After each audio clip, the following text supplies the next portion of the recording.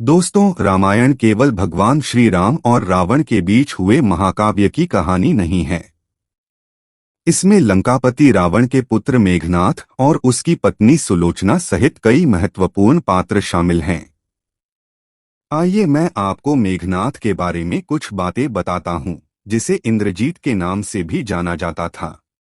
दोनों नाम उसके साहस और वीरता का सम्मान करने के लिए दिए गए थे।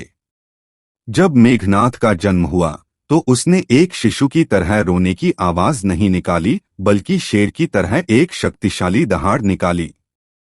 उसने सृष्टिकर्ता ब्रह्मा जी से एक वरदान प्राप्त किया था, जिसके अनुसार यदि वह युद्ध में शामिल होने से पहले अपने कुलदेवी के मंदिर में एक पवित्र अनुष्ठान करता तो उसे युद्ध में कोई हरा नहीं सकता था। उसका पराक्रम ऐसा था कि वह श्री राम और लक्ष्मण को सांप जैसे पाश के भीतर कैद करके दुश्मन के सैनिकों में अराजकता पैदा करने में कामयाब रहा। हम किसी और की नहीं बल्कि इंद्रजीत की चर्चा कर रहे हैं, जिसने देवताओं के राजा इंद्र पर विजय प्राप्त की थी। हालांकि जैसा कि हम सभी जानते हैं, मेघनाथ की मृत्यु राम और रावण के बीच युद्ध के दौरान लक्ष्मण के हाथों हुई थी। लक्ष्मण ने अपने बाण से मेघनाथ का सिर धड़ से अलग कर दिया। फिर एक असाधारण घटना घटी। सुलोचना के प्रेम की अपार शक्ति के कारण मेघनाथ का कटा हुआ सिर जोर से हंस पड़ा। दोस्तों, यदि आप सुलोचना और मेघनाथ की कहानी को गहराई से जानना चाहते हैं तो मैं आपसे अनुरोध करता हूं कि आप इस वीडियो को अंत तक देखें और हमारे चैनल सनातन हिंदू रहस्य को सब्सक्राइब करके बेल आइकन ऑन कर लें। महर्षि विश्रवा ने अपने 2 विवाहों से कई पुत्रों को जन्म दिया। धन के देवता कुबेर का जन्म उनकी पहली पत्नी से हुआ था, जबकि रावण, कुंभकर्ण, विभीषण और शूर्पणखा का जन्म उनकी दूसरी पत्नी कैकसी से हुआ था। रावण का विवाह अप्सरा हेमा की पुत्री मंदोदरी से हुआ था, जिसका पालन पोषण महर्षि कश्यप के पुत्र मयासुर ने किया था। मंदोदरी और रावण के पुत्र थे मेघनाथ, महोदर, प्रहस्त, विरूपाक्ष भी कम वीर। इनमें से मेघनाथ का रावण और मंदोदरी के दिल में विशेष स्थान था, क्योंकि वह एक अजेय और शक्तिशाली योद्धा था। मेघनाथ के जन्म के समय रावण ने अपने पुत्र से तेज, पराक्रम और अमरता की कामना की। परिणामस्वरूप रावण ने सभी ग्रहों को मेघनाथ की कुंडली के 11वें घर में स्थित कर दिया, जो शुभता का प्रतीक है। हालांकि शनिदेव, जो रावण के दुष्ट इरादों से अच्छी तरह वाकिफ थे, ने अंतिम क्षण में अपनी चाल बदल दी और 12वें घर में स्थानांतरित हो गए। घटनाओं के इस दुर्भाग्यपूर्ण मोड़ ने मेघनाथ को अमरता प्राप्त करने से रोक दिया। इससे क्रोधित होकर रावण ने शनिदेव को लंका में कैद कर लिया। वाल्मीकि रामायण के अनुसार जब मेघनाथ ने संसार में प्रवेश किया तो वह एक सामान्य बच्चे की तरह रोया नहीं, बल्कि उसके मुंह से भयंकर दहाड़ निकली, जिसके कारण रावण ने उसे मेघनाथ नाम दिया। मेरे प्यारे दोस्तों, मेघनाथ ने अपनी शिक्षा महादेव से प्राप्त की। महादेव के संरक्षण में मेघनाथ दिव्यास्त्र विद्या में निपुण हो गया। अपनी किशोर अवस्था के दौरान मेघनाथ ने गुरु शुक्राचार्य के मार्गदर्शन से कई रहस्यमय शक्तियां प्राप्त कीं। जैसे ही मेघनाथ युवावस्था में पहुंचा तो उसने मानव जाति के लिए ज्ञात 3 सबसे घातक हथियार ब्रह्मास्त्र, पशुपतास्त्र और वैष्णव अस्त्र तैयार किए। इसके अलावा वह देवताओं के राजा इंद्र को हराने में कामयाब रहा और उसे बंदी बना लिया। मेघनाथ के साहसी कर्मों को देखकर भगवान ब्रह्मा ने उसे इंद्रजीत नाम दिया। जब ब्रह्मा ने मेघनाथ को इंद्र को रिहा करने की आज्ञा दी तो मेघनाथ ने इंद्र को अपनी जंजीरों से मुक्त कर दिया। उसके कार्यों से प्रसन्न होकर ब्रह्मा ने मेघनाथ को उसकी इच्छानुसार वरदान दिया। मेघनाथ ने अमरता की इच्छा रखते हुए ब्रह्मा से यह उपहार मांगा, जिसे ब्रह्मा जी ने अफसोस के साथ बताया कि ऐसा वरदान संभव नहीं है। इसके बजाय ब्रह्मा ने उसे अजेयता प्रदान की, जिससे उसे कोई हरा या मार न सके। बाद में यह जानते हुए भी कि भगवान श्री राम विष्णु के अवतार थे, मेघनाथ दृढ़तापूर्वक अपने पिता के प्रति वफादार रहा। यहाँ तक कि जब उसकी मां मंदोदरी ने उसे सलाह दी कि मोक्ष का मार्ग अक्सर एकांत होता है, तो मेघनाथ ने घोषणा की कि अगर मोक्ष पाने के लिए अपने पिता को त्यागना है तो वह किसी भी स्वर्गीय पुरस्कार को स्वीकार नहीं करेगा। मेघनाथ का विवाह सुलोचना से हुआ था, जो एक गुणी और समर्पित महिला थी। जब रावण का भाई कुंभकर्ण राम से युद्ध में हार गया तो रावण ने अपने पुत्र मेघनाथ को शत्रु का सामना करने के लिए भेजा। जैसे ही मेघनाथ मैदान में आया, सुग्रीव और उसकी सेना अभिभूत हो गई और यहाँ तक कि राम और लक्ष्मण भी उसकी मायावी शक्तियों से कमजोर हो गए। मेघनाथ ने भगवान ब्रह्मा के आदेशानुसार अपनी कुलदेवी के लिए यज्ञ करने के बाद युद्ध शुरू किया था।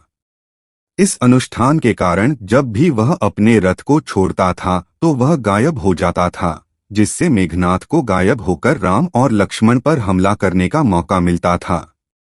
इसका फायदा उठाते हुए मेघनाथ ने उन पर एक सांप जैसा हथियार चलाया, जिससे राम और लक्ष्मण दोनों बेहोश हो गए। हनुमान ने खतरे को महसूस करते हुए उन्हें पुनर्जीवित करने के लिए भगवान गरुड़ से सहायता मांगी।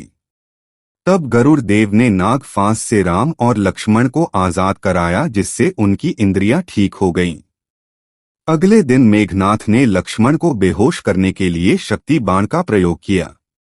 लक्ष्मण की जान बचाने के लिए हनुमान तेजी से लंका गए और प्रसिद्ध चिकित्सक सुषेण वैद्य को वापस ले आए। लक्ष्मण की नब्ज देखने के बाद वैद्य ने राम को संजीवनी बूटी प्राप्त करने का निर्देश दिया। हनुमान ने जिम्मेदारी ली और सफलतापूर्वक पूरा संजीवनी पर्वत ले आए, अंततः लक्ष्मण की जान बचाई। तीसरे दिन विभीषण की सलाह के अनुसार लक्ष्मण ने लंका तक मेघनाथ का पीछा किया और युद्ध के चौथे दिन लक्ष्मण ने अपने घातक बाणों से मेघनाथ को मार डाला। ऐसा कहा जाता है कि इस मुठभेड़ से पहले भगवान राम ने लक्ष्मण को मेघनाथ की पत्नी की पवित्रता के बारे में सावधान किया था। इसलिए जब लक्ष्मण ने मेघनाथ को हराया तो उन्होंने सुनिश्चित किया कि उनका सिर जमीन को न छुए और इसे भगवान राम के चरणों में रख दिया।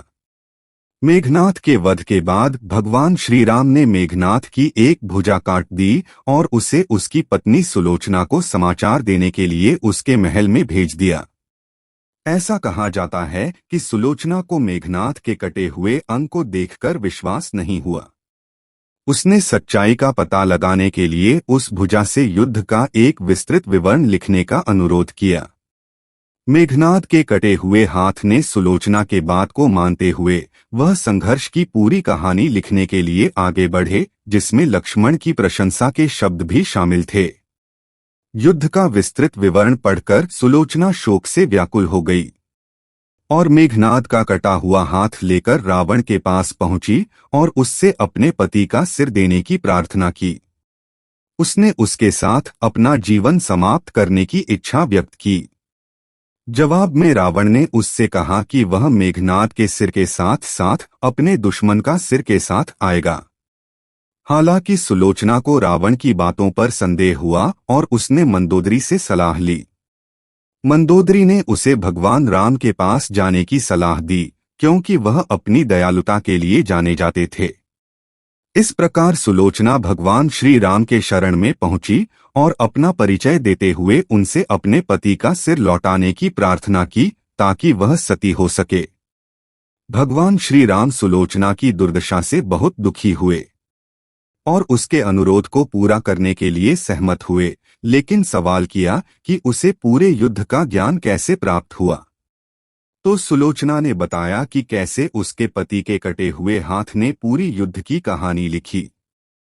सुग्रीव को सुलोचना की कहानी पर विश्वास नहीं हुआ, लेकिन भगवान श्री राम का उस पर पूरा विश्वास था, इसलिए उन्होंने सुलोचना को आश्वासन दिया कि वह उसके दुख का गवाह नहीं बन सकते और उसके पति को पुनर्जीवित करने का वादा किया।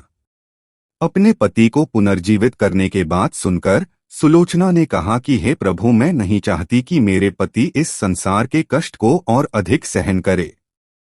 और उसने कहा कि वह भगवान श्री राम के दर्शन पाकर धन्य हो गई है और वह अब जीवित रहना नहीं चाहती है। उसने भगवान श्री राम से अपने पति का सिर देने की प्रार्थना की। सुलोचना की प्रार्थना के जवाब में भगवान राम ने सुग्रीव को मेघनाथ का सिर वापस लाने का निर्देश दिया, हालांकि सुग्रीव के मन में अभी भी मेघनाथ के कटे हुए हाथ में लक्ष्मण की प्रशंसा करने के बारे में संदेह था। सुलोचना की बातों की परीक्षा के रूप में सुग्रीव ने उसे कहा कि वह केवल तभी उसकी बातों पर विश्वास करेगा यदि उसके पति का कटा हुआ सिर एक बार फिर हंसेगा। ये सुलोचना के अस्तित्व की एक महत्वपूर्ण परीक्षा थी, इसलिए उसने अपने पति के कटे हुए सिर से हंसने की याचना की। ऐसा कहा जाता है कि जैसे ही सुलोचना ने ये शब्द कहे तो मेघनाथ का कटा हुआ सिर जोर से हंसने लगा और इस तरह सुलोचना अपने पति का कटा हुआ सिर लेकर लंका लौट आई। इस बीच समुद्र तट पर मेघनाथ की चिता सजा दी गई और सुलोचना ने अपने पति के निर्जीव शरीर के साथ सभी की उपस्थिति में सती होकर आग में खुद को भस्म कर लिया। इस प्रकार सुलोचना की कहानी और उसके जीवन से जुड़ी घटनाओं का समापन होता है। क्या आपको ये कहानी पहले से पता थी? कमेंट में जरूर बताइएगा। और वीडियो को अंत तक देखने के लिए आपका बहुत बहुत धन्यवाद।